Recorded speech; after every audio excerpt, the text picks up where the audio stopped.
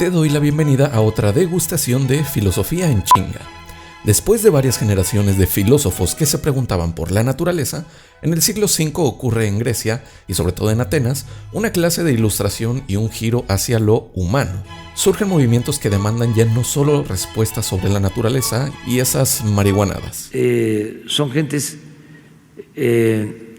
drogadas. Sino razones para dar estas respuestas, fundamentos por los cuales los filósofos, hasta ese momento, decían sostener la verdad, pero discrepaban entre sus supuestas verdades. Junto a ello, la necesidad del saber y del conocimiento comenzaba a trasladarse hacia el ámbito humano, haciéndose urgente la aparición de pensadores que dieran respuesta a cómo actuar sobre todo en la política, en la polis griega. El desarrollo de este movimiento que cambia el rumbo del pensamiento es protagonizado por los sofistas y por Sócrates. Comencemos por los sofistas. Varios factores influyeron en el cambio de dirección de la atención de la filosofía y del pensamiento hacia temas humanos, como la restablecida democracia en Atenas y el protagonismo del ciudadano en el escenario político que esa democracia trajo consigo. Los ciudadanos requerían ya, para ejercer su participación política, de saber dominar la palabra y de administrar los bienes públicos para ganarse el voto popular. Es aquí cuando aparecen los famosos sofistas. El término sofista tiene dentro de sí, al igual que el término filosofía, la palabra sofía, que significa sabiduría. Sin embargo, esta diferencia de términos entre filósofo y sofista radica sobre todo en el aspecto monetario. Los sofistas eran docentes ambulantes que iban de un lado a otro entre las ciudades griegas enseñando a los jóvenes a utilizar las palabras, es decir, enseñaban retórica y oratoria, por cierta cantidad de dinero. Los filósofos, sobre todo desde Sócrates, buscarían distanciarse de los sofistas por señalar que ellos no buscaban la verdad, sino que lucraban con ella. Tanto Sócrates como Platón y Aristóteles calificaban a los sofistas como aparentes filósofos, es decir, se dedicaban a aparentar que tenían cierto conocimiento sobre algo, pero ese conocimiento era falso. Esto se debía, creían ellos, a que el cobro por presuntos saberes hacía que esos saberes fueran infértiles, huecos y en última instancia falsos, ya que se corrompían por su única finalidad, el oro.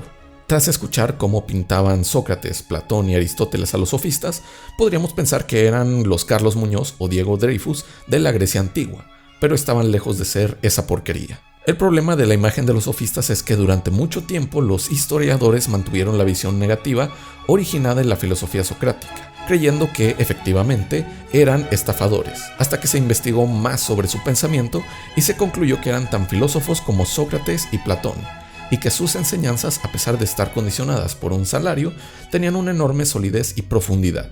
De varios sofistas importantes sabemos por Platón y por otros escritores. Entre los sofistas más famosos encontramos, por ejemplo, a Protágoras y a Gorgias. Protágoras tuvo mucha influencia en Atenas, se centró en los problemas de la retórica, del lenguaje, y sostuvo que el hombre es la medida de todas las cosas, generando un relativismo en toda clase de conocimientos. Es decir que, para Protágoras, no existía una única verdad, sino que la veracidad o falsedad de un discurso dependía totalmente de qué tanto éste podría convencer a quien lo escuchaba, utilizando palabras correctas para persuadir al público. Gorgias, otro famoso sofista, escribió un texto llamado Del no ser, obra en la que expuso los problemas de querer conocer al ser que buscaban los filósofos naturalistas hasta ese momento, ya que el sofista sostenía que no existía ningún ser y que, en caso de existir, nadie podría conocerlo ni mucho menos comunicarlo. El pensamiento de cada sofista variaba del de los demás en varios aspectos, pero si algo encontramos en común entre ellos es el escepticismo hacia un conocimiento único y verdadero que representa al mundo real, al ser. Los sofistas abandonan la investigación filosófica presocrática del ser y de la verdad, exigiendo traer la investigación no a cosas abstractas como el ser y su arjé, sino a las cuestiones humanas que competen al ciudadano, y afirmando que estas cuestiones humanas, frente a la verdad y a un discurso consistente y único, se determinaban por la persuasión y por el manejo correcto del lenguaje, haciendo de la verdad y de la falsedad algo moldeable y plástico. Los sofistas presumían así enseñar a hacer fuerte el argumento más débil y débil el argumento más fuerte. Sócrates surge como respuesta ante los sofistas, sosteniendo que hay un solo saber, una sola verdad, como la que habían buscado los filósofos anteriores, como Tales, Anaxágoras o Parménides. Ahora bien, Sócrates se distinguió de otros filósofos por preguntarse por el saber práctico más que por el de la naturaleza. Por algo, el lema que representa su filosofía es el famoso «Conócete a ti mismo», porque el ser humano tiene la capacidad de llegar a la verdad utilizando su intelecto para conocerse a sí, al mundo interior, al mundo humano, y no tanto al mundo exterior, a la physis, cuyo conocimiento, según Sócrates, carece de utilidad práctica. Al igual que para el resto de los griegos, para Sócrates el habla era mucho más importante que la escritura, y mediante la discusión y el debate hablados podíamos llegar a esa verdad única que buscamos, o al menos ir aproximándonos a ella. Es aquí cuando podemos entender su forma de filosofar. Una filosofía que se hace en las calles hablando con la gente, debatiendo y discutiendo, cuestionando aquellos conceptos que tenemos por verdaderos. Es aquí cuando Sócrates trae ante la filosofía una de sus más grandes contribuciones, el concepto. Sócrates investigaba el significado de los conceptos que utilizamos día a día.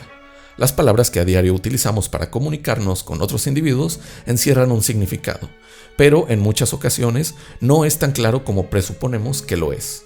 Sócrates creía que todos los conceptos tenían un único significado, aunque a veces los desconociéramos. Por ello iba preguntando a varios atenienses por el significado de virtud, de valentía, de piedad o de belleza, ya que todos los ciudadanos en las discusiones públicas sobre política o educación utilizaban estos conceptos tan importantes. Los atenienses, creyendo que tenían la respuesta, creyendo que conocían el significado de los conceptos, eran expuestos ante las objeciones de Sócrates y se hacían conscientes de las deficiencias de lo que creían saber. Sin embargo, este desenmascaramiento de la ignorancia no quedaba en eso, ya que con paciencia la definición iba perfeccionándose hasta que el intelecto de sus interlocutores parían una idea, un saber. Este camino hacia parir ideas era llamado mayéutica, el método filosófico de Sócrates, que significa ayudar a parir. Sócrates se comparaba con su madre, dedicada a ayudar a otras mujeres a parir. Las madronas, las mujeres que ayudaban a parir como la madre de Sócrates, solían ser infértiles, lo cual era análogo a la infertilidad que Sócrates sostenía que tenía su intelecto. Por ello, Sócrates no iba dando saberes, sino cuestionando cosas, ya que sostenía ser sumamente ignorante. De ahí su famosa paráfrasis de «yo solo sé que no sé nada». Pero con sus cuestionamientos, Sócrates afirmaba que le ayudaba a los demás a parir ideas, así como las madronas ayudaban a otras mujeres a parir los hijos que ellas no podían tener. Suena todo muy bonito, pero el ir día a día cuestionando a medio mundo entre las calles de Atenas le ganó a Sócrates múltiples discípulos jóvenes, sí, pero también múltiples enemistades, por lo que fue llevado a juicio acusado de no creer en los dioses de Atenas y de corromper a los jóvenes. La acusación se sostenía en que Sócrates cuestionaba todo y, con ello, a los dioses de Atenas, y este constante cuestionamiento influenciaba en los jóvenes y en sus creencias, corrompiéndolos. La apología de Sócrates es un diálogo de Platón que busca exponer la defensa que el filósofo sostuvo durante su juicio, la cual no le fue útil para salvarse de la pena de muerte. Durante años, Sócrates se la pasó discutiendo y debatiendo con políticos, poetas, sofistas y artesanos, dejándole a la humanidad un enorme legado con su forma de argumentar, pero terminando sus días en prisión a espera de muerte. Sócrates fue condenado por la democracia ateniense a beber veneno, lo cual llenó de impotencia a sus alumnos, entre quienes estaba Platón, filósofo, escritor de múltiples diálogos que en un principio buscaban dejar registro del pensamiento socrático, pero que más tarde se convirtieron en la herramienta literaria para exponer un pensamiento propio y original, lo cual veremos en el siguiente video de Filosofía en Chinga.